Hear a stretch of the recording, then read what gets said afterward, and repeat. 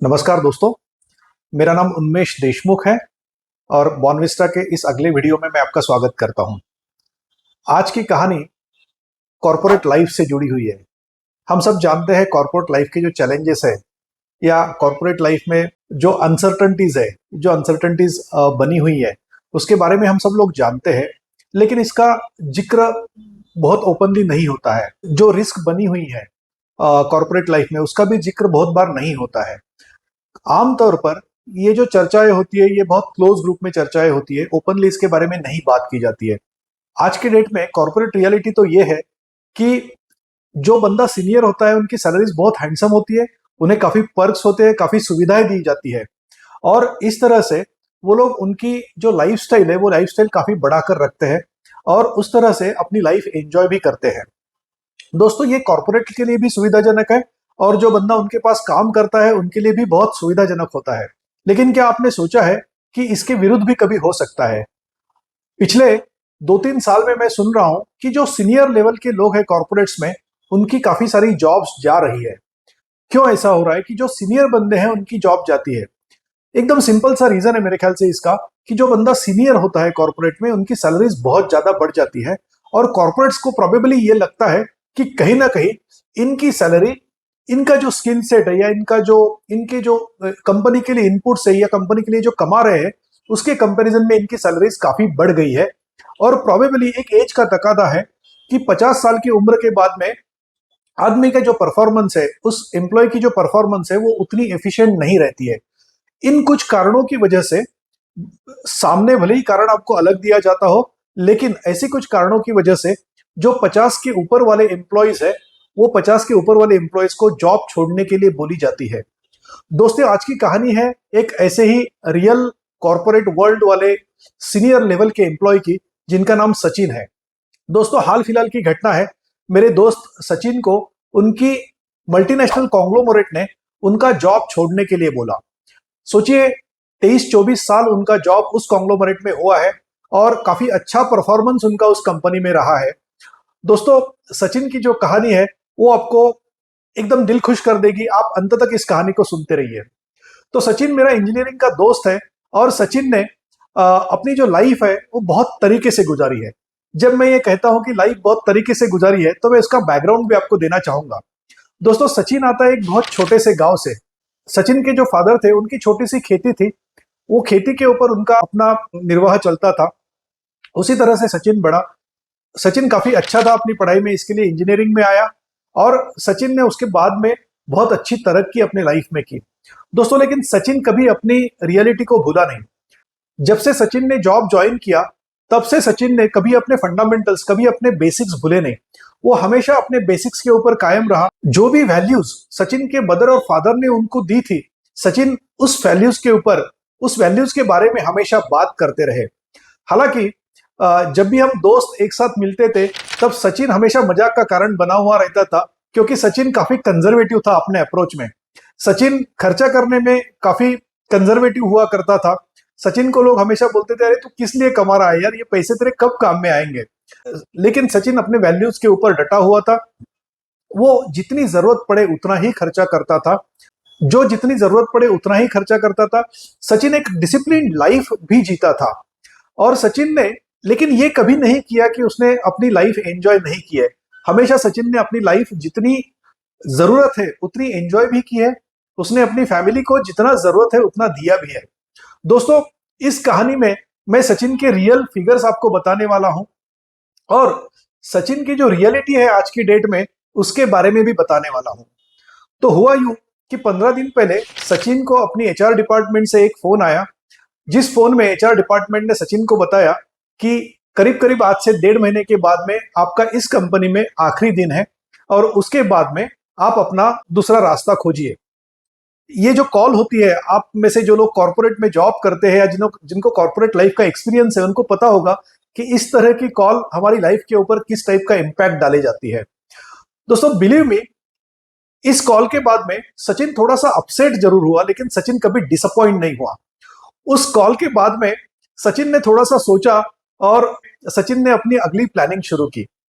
मैं आपको फिगर्स बताता हूं कि ये क्यों ऐसा हुआ। मैंने आपको ये बताया था कि सचिन को 22-23 साल करीब करीब इस जॉब में हुए थे। इन 22-23 सालों में सचिन ने डिलीजेंटली अपनी इन्वेस्टमेंट्स बढ़ाई और बना के रखी। सचिन ने खर्चा भी किया, एक बैलेंस लाइफ सचिन ने जी। अपनी फैमिली को जहां पर जरूरत थी वहां पे फैमिली के लिए जो कुछ करना था वो किया। सचिन जहां जब जब घूमना था तब घूमने गया। एक डिसेंट सी लाइफ सचिन ने अभी तक जी थी। लेकिन इस कॉल के बाद में सचिन को जब ये पता चला कि अभी मेरे पास में लिमिटेड रिसोर्सेस है, तो सचिन ने कैलकुलेशन करना शुरू किया। तो दोस्तों, सचिन की कैलकुलेशंस क्या है उसके बारे में हम लोग जानेंगे। सचिन के पास आज की डेट में करीब करीब 2,40,00,000 रुपए की पूंजी जमा हुई थी इतने सालों में। सचिन की एक बेटी है जो इंजीनियरिंग में पढ़ती है सेकंड ईयर में, और सचिन का बेटा है जो 12th स्टैंडर्ड में पढ़ता है। दोनों की मिलाकर फीस करीब करीब महीने की 60,000 रुपए की होती है। सचिन का जो महीने का खर्चा है वो करीब करीब 50,000 रुपए का महीने का खर्चा सचिन को आज की डेट में लगता है। आज सचिन 51 साल का है, और सचिन को यहां से लेकर, अगर उनकी लाइफ एक्सपेक्टेंसी हमने 85 साल की पकड़ी, यहां से लेकर करीब करीब 37 ईयर्स सचिन की लाइफ बची हुई, जब जहां तक उनको ये 2.4 करोड़ रुपीस अपने फैमिली की जो जरूरतें हैं वो पूरी करने के बाद में उनकी खुद की रिटायरमेंट लाइफ भी उसके अंदर जीनी थी। तो सचिन को ये पता करना था कि क्या मैं ये 2.4 करोड़ रुपीस में अपने जो एक्सपेंसेस है वो एक्सपेंसेस कंफर्टेबली पूरा कर पाऊंगा, और मैं अपनी रिटायरमेंट लाइफ भी ठीक से जी पाऊंगा, या शायद उतना मैं कंफर्टेबली ये सब नहीं कर पाऊंगा। दोस्तों, मान के चलिए कि सचिन की ये जो 2,40,00,000 रुपया है ये आज 12% की इंटरेस्ट के ऊपर इन्वेस्टेड है, और सचिन इसमें से 1,20,000 रुपया हर महीना बाहर निकाल रहे हैं उनके घर खर्चे के लिए। सचिन के पास जो टोटल अवेलेबल अमाउंट है उसके करीब करीब 7% का। सचिन चाहता है कि वो हर महीना 1,20,000 रुपया अपनी जो इन्वेस्टमेंट है उस इन्वेस्टमेंट में से एक इनकम शुरू करे, एक SWP या सिस्टमेटिक विड्रॉल प्लान शुरू करे। ये होता है सचिन की जो 2,40,00,000 रुपए की इन्वेस्टमेंट है उसका 1,44,000 रुपया, मतलब 1,20,000 रुपया महीने का। तो 1,44,000 रुपया टोटल होता है 6% उनकी जो टोटल इन्वेस्टमेंट है उसका। तो 6% ये सालाना अपनी 2,40,00,000 रुपए में से निकालते जाएंगे, और जो उनका पोर्टफोलियो है वो पोर्टफोलियो इस तरह से बनाया गया है कि उनको करीब करीब 12 से 14% उसमें से रिटर्न मिलने चाहिए।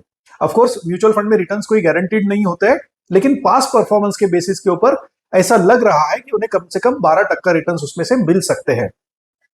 तो दोस्तों, अगर सचिन को 12% रिटर्न्स इस पोर्टफोलियो में से मिलते जाएंगे, और 2,40,00,000 रुपया उनका जो इन्वेस्टेड है उसमें से 1,20,000 रुपया हर महीना अगर वो निकालेंगे, उनके एज के 85वें साल में 1,20,000 रुपया महीना निकालने के बावजूद उनके पास करीब करीब 5 करोड़ रुपया बाकी रहेगा। उनके पास में 5 करोड़ रुपए की सेविंग्स फिर भी बची रहेगी। दोस्तों, यहां पर मैं आपको ये बताना चाहूंगा कि 1,20,000 रुपया जो वो निकाल रहे हैं उसको हर साल 6% से इन्फ्लेट किया गया है। वो जो महंगाई का दर है वो भी हमने फैक्टर इन किया है।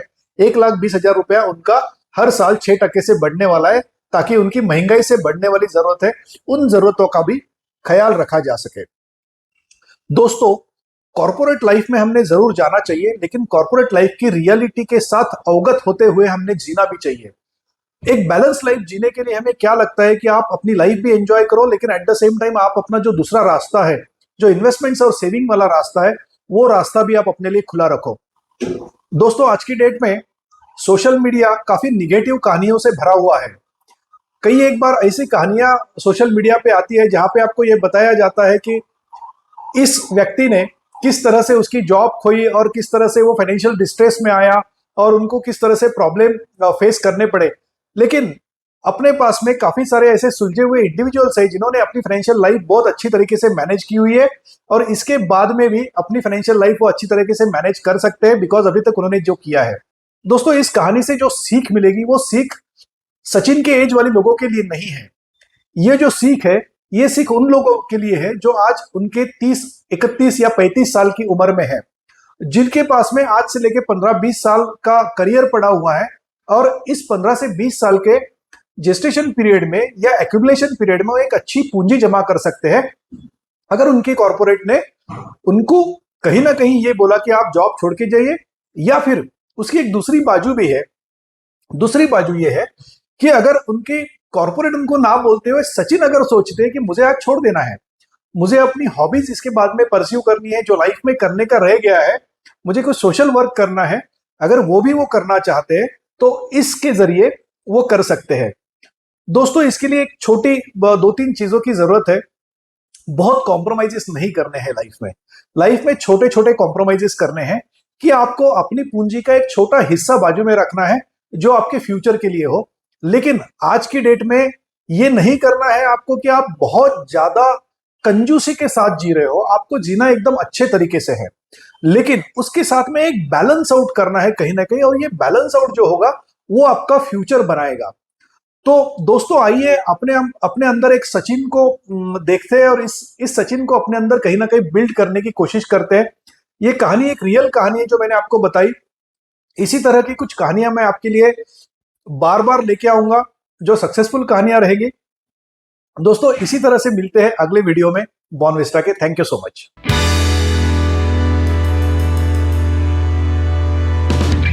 Mutual fund investments are subject to market risks. Read all scheme-related documents carefully.